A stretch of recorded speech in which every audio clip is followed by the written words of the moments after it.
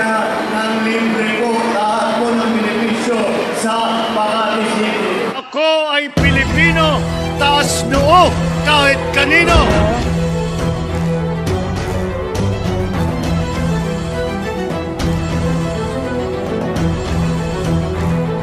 Ano po ang ginawa ko ng ating mayor? Lahat po ng benepisyo na binibigay sa mga matatanda, binibigay ko sa mga mahirap, binibigay ko sa mga gutom, binibigay ko niya ng libre ko lahat po ng benepisyo sa Makati City.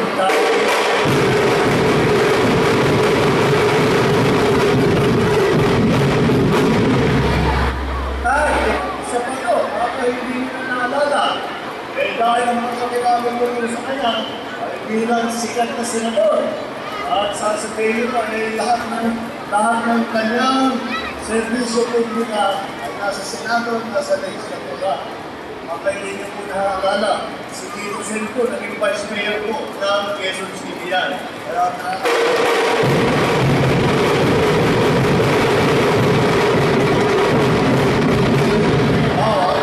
hindi naman tayo nagkukulang sa mga kandidato na babae. At hindi pagkaraniwan na babae po ito. Pinalago po silang lahat. Itibay po ito. Matatakan po ito. Mga asahan po ito. At sila ay nanda sa Senado. May hilig na malakas para sa kalapatan ng ating mga kababayan. Mayroong hilig na magtatanggol para sa ating sa kalapatan ng ating mga kababayan. Yan po ang ating mga fighting lady candidates for the Senate.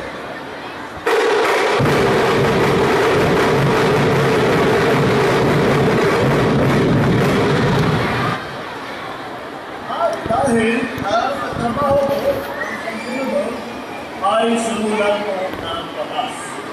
At dahil ito po, siyempre, kailangan maayos ang pagkasulat dahil kuminsan kapag ang batas ang sinulat at hindi maganda, hindi pinag-isipan ng mabuti, ay nakakaproblema, ay hirap implement, meron mga katatamaan na hindi mo akalain tatamaan dahil sa batas, kaya kailangan magaling po sumulat ng batas. Kaya, kayo pagmamalaki po namin ang po dito sa aming mga kandidato ay kandidato po. Nandiyan po si Atty. Abalos, nandiyan po Atty. Binay, nandiyan po si Atty. Cayetano, at Atty. Tolentino po. Apat po na umulato na magagaling na imbes na pinili sa galing po nila. Pwede po nilang gawin yung magtrabaho ng susunod na pagkali magpayaman po sila. Ngunit, ang pinili po nila ay payaman, hindi pa sigat para sa kanyang sarili, hindi ang servisyo sa publiko. Yan po.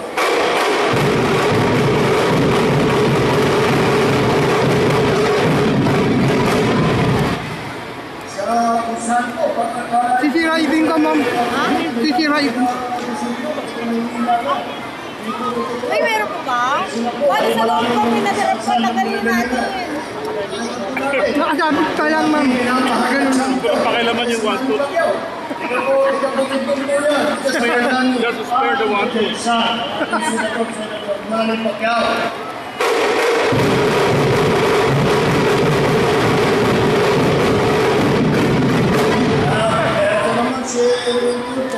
Ay laki naman sa Davao Oriental at sa Sulu.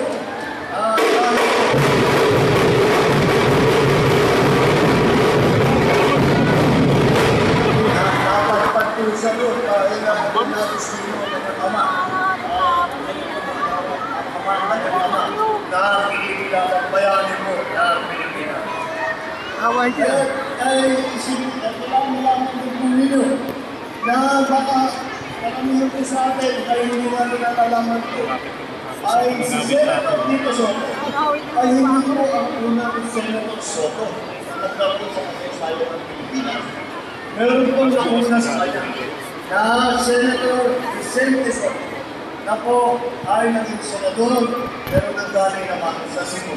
Kaya makita po ninyo, lahat po ang ating kandidato ay napakatawag po ang kakalasan. Napakalawak po ang kanilang pagkakapagpupo at marami na po silang nakita hindi lamang sa kanilang pinanggalingan ng ilan, hindi sa buong at sa kanilang mahabang karanasan ay nakita naman po nila kung ano ang nagiging problema. Hindi lamang sa malalaking reliyon, hindi lamang sa probinsya, hindi lamang sa lungsod at mga bayan, kung hindi sa bahay-bahay ng bawat isang pamilyang Pilipino. Kaya naman, ito po ang aming hinaharap sa inyo. Dahil mo, para sa amin, para sa alyansa, pinakamahalaga po. Kung tayo man ay makapagsabi na meron tayong mga nakitang tagumpay sa nakaraang 2 taon, ay dapat naman po kahit ano pang nangyari, dapat po ay lahat ng klaseng tagumpay. Hindi po tagumpay para sa Partido Pilipino. Hindi po tagumpay para sa bawat kandidato. Kung hindi po tagumpay para sa tao bayan, tagumpay para sa Pilipinas. Kailangan po ituloy. Kaya po, ito po ang magtutuloy ng mga tagumpay, ng mga magaganda inisiatibo para sa ating bansa upang pagandahin ang buhay ng bawat Pilipino, upang pagandahin ang ating mga mahal na Pilipinas. Mabuhay po! Iboto niyo po sa